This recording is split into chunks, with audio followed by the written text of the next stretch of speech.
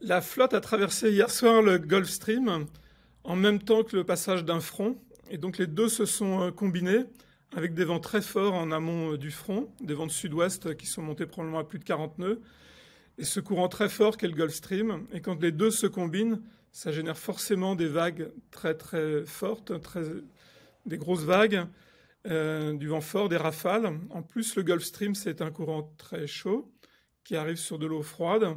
Et donc l'air froid, l'eau froide, l'air chaud et l'eau chaude qui se mélangent, tout ça fait un mélange assez explosif et donc des conditions très changeantes et très dures. Et c'est dans ces conditions-là que Guyot a malheureusement dématé. Le Gulf Stream est un courant chaud qui arrive du golfe du Mexique, qui remonte le long de la Floride et qui traverse ensuite l'Atlantique vers les Açores et vers l'Europe. Et donc quand on vient d'Itajai pour New York ou Newport, on est obligé de traverser le Gulf Stream. Donc c'est un passage obligatoire. Après, on choisit de le traverser au meilleur endroit. On évite le courant contraire.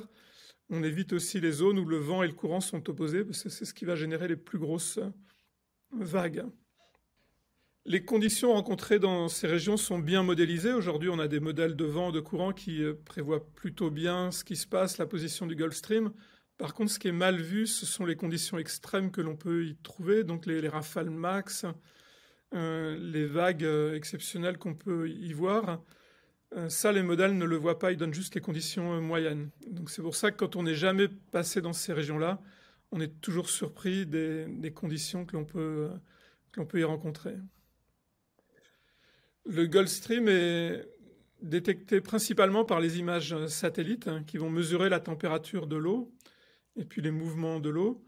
Et à partir de là, c'est réintégré dans des modèles. Il y a des modèles qui vont prévoir la position du Gulf Stream dans les jours qui viennent. Aujourd'hui, ce n'est pas parfait, mais c'est relativement précis. Et on voit que les trajectoires des bateaux correspondent bien au flux du Gulf Stream. En fait, ils évitent bien les parties les plus dangereuses. Donc, le Gulf Stream est un courant chaud qui arrive depuis la côte américaine, depuis la Floride, qui traverse ensuite l'Atlantique. Un courant qui amène donc des températures de l'eau un petit peu plus élevées et un climat tempéré sur la côte ouest de l'Europe, donc sur la côte atlantique. On a des températures plutôt douces l'hiver, hein, grâce au Gulf Stream qui empêche que l'eau ne se refroidisse trop. Si nous n'avions pas le Gulf Stream, les hivers seraient probablement un petit peu plus froids en France. Aujourd'hui, le Gulf Stream est un courant sur lequel on a assez peu de recul. On a des mesures précises depuis que le satellite sait mesurer le Gulf Stream, donc quelques dizaines d'années. Mais on n'a pas plus de recul que ça, donc c'est difficile de dire si le Gulf Stream est moins fort aujourd'hui qu'il y a 50 ans ou 100 ans. On sait par contre sur les modèles climatiques, enfin l'une des hypothèses des modèles climatiques est qu'avec le réchauffement climatique, le Gulf Stream pourrait ralentir dans les années à venir ou dans les décennies à venir. Donc certains skippers ont déjà navigué souvent dans cette région-là, notamment sur la course qui part de Newport et qui va aux îles Bermudes.